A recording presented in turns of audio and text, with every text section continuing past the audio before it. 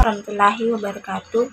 Perkenalkan, nama saya Ade Irma dengan NIM 21690108888. Dengan video ini saya akan mempresentasikan hasil tugas saya yang dimana berjudul belajar dan pembelajaran.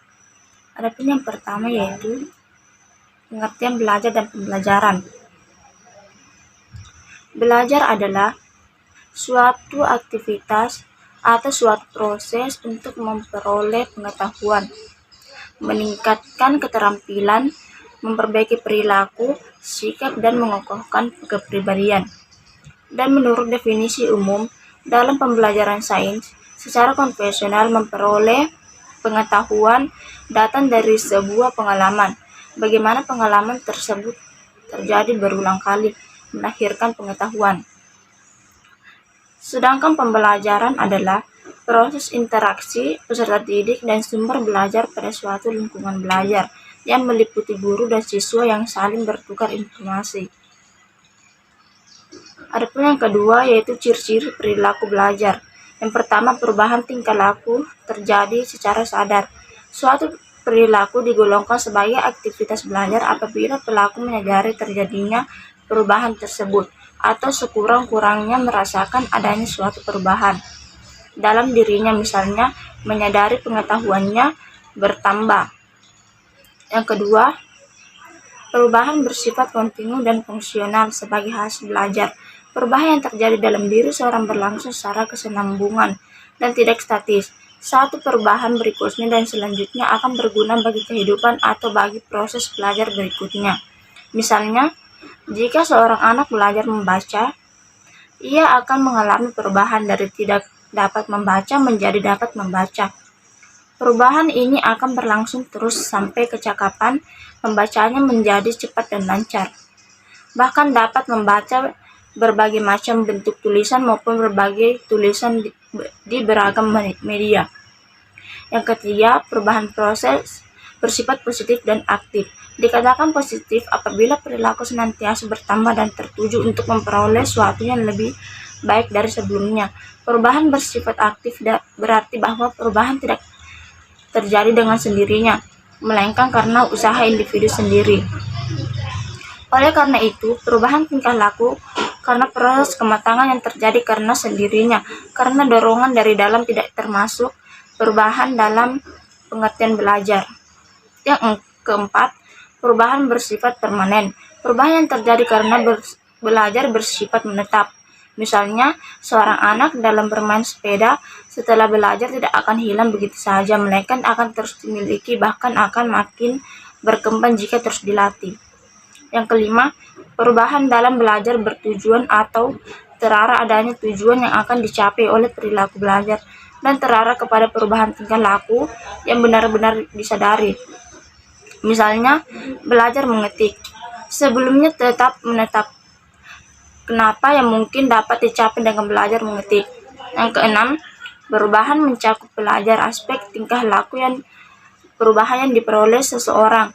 Setelah melalui proses belajar sesuatu, sebagai hasilnya ia akan mengalami perubahan keseluruhan tingkah laku. Jika seseorang belajar sesuatu, sebagai hasilnya ia akan mengalami perubahan tingkah laku secara menyeluruh dalam sikap, keterampilan, pengetahuan, dan sebagainya. Yang ketiga, ciri-ciri pembelajaran. Yang pertama, memiliki tujuan, yaitu untuk membentuk siswa dalam suatu perkembangan tertentu. Yang kedua, terdapat mekanisme, prosedur, langkah-langkah, metode, dan teknik yang direncanakan dan didesain untuk mencapai tujuan yang telah ditetapkan. Yang ketiga, fokus materi ajar terarah dan terencana dengan baik. Yang keempat, adanya aktivitas siswa merupakan syarat mutlak bagi berlangsungnya kegiatan pembelajaran. Yang kelima, aktor guru yang cermat dan tepat. Yang keenam, terdapat pola aturan yang ditaati guru dan siswa dalam proporsi masing-masing.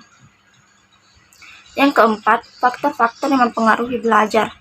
Ada dua faktor yang mempengaruhi belajar, yaitu yang pertama, faktor internal adalah faktor yang ada dalam diri individu yang sedang belajar. Contoh faktor jasmani, faktor kesehatan dan cacat tubuh, dan faktor psikologi, inteligensi, perhatian, minat, bakat, motif, dan lain-lain. Yang kedua, faktor eksternal adalah faktor yang ada di luar individu, contoh faktor keluarga, cara orang tua mendidik, relasi antar anggota keluarga, suasana rumah, dan lain-lain. Faktor ke sekolah, metode mengajar, relasi antar guru dan siswa, relasi antar siswa, disiplin sekolah, dan lain-lainnya. Dan faktor masyarakat, kegiatan siswa dalam masyarakat, teman, bergaul, media massa, dan lain-lainnya. Yang kelima, metode pembelajaran. Metode latihan. Yang pertama, metode latihan. Metode ini merupakan metode penyampaian pembelajaran melalui kebiasaan-kebiasaan dalam metode pembelajaran ini. Pengajar memberikan latihan-latihan kepada peserta didik untuk mengetahui proses, tujuan, fungsi, manfaat, dan kegunaan sesuatu.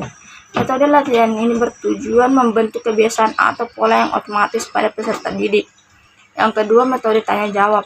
Metode tanya jawab merupakan cara penyajian materi pelajaran melalui bentuk pertanyaan yang harus dijawab oleh peserta didik. Metode ini dikembangkan keterampilan mengamati, menginterpretasi, mengklarifikasikan, dan membuat kesimpulan tentang pelajaran yang sedang diajarkan. Metode ini bertujuan untuk memotivasi anak untuk mengajukan pertanyaan selama proses pembelajaran. Yang ketiga, metode karya wisata. Metode mengajar dengan mengajak peserta didik mengunjungi suatu objek guna memperluas pengetahuan, dan selanjutnya peserta didik membuat laporan, mendiskusikan, serta membukukan hasil kunjungan tersebut dengan didampingi oleh pendidik. Selanjutnya, metode demonstrasi. Metode demonstrasi merupakan metode pembelajaran yang sangat efektif untuk menolong siswa mencari jawaban atau pertanyaan-pertanyaan seperti bagaimana cara mengaturnya, bagaimana proses bekerjanya, bagaimana proses mengerjakannya. Selanjutnya, metode sosiodrama. Metode ini menampilkan simbol-simbol atau peralatan yang menggantikan proses kejadian atau benda yang sebenarnya. Metode ini adalah suatu cara penguasaan bahan pelajaran melalui pengembangan dan penghayatan anak didik.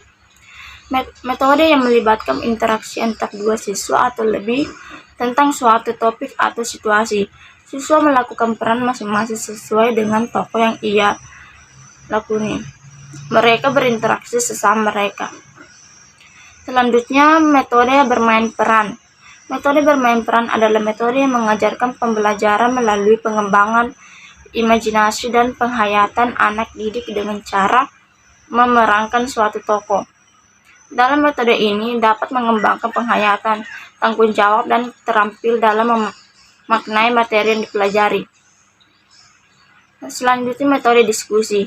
Muhammad bin Syah mendefinisikan bahwa metode diskusi adalah metode mengajar yang sangat erat hubungannya dengan memecahkan masalah. Metode ini lazim juga disebut sebagai diskusi kelompok atau group discussion dan resitasi bersama. Metode diskusi adalah metode pembelajaran yang menghadapkan siswa pada suatu permasalahan.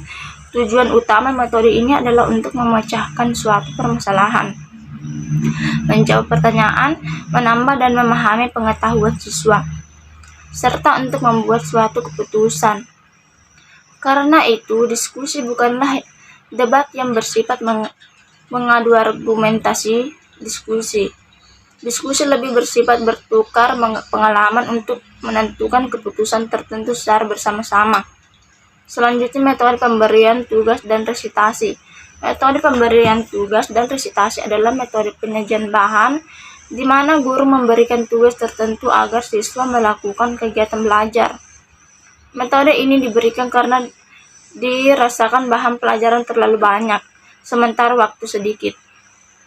Metode pemberian tugas adalah cara dalam proses belajar mengajar dengan jalan memberi tugas kepada siswa. Tugas-tugas itu dapat berupa mengiktisarkan karangan dari surat kabar, majalah, atau buku bacaan, membuat clipping, mengumpulkan gambar, perangko, dan dapat pula menyusun karangan. Selanjutnya, metode eksperimen.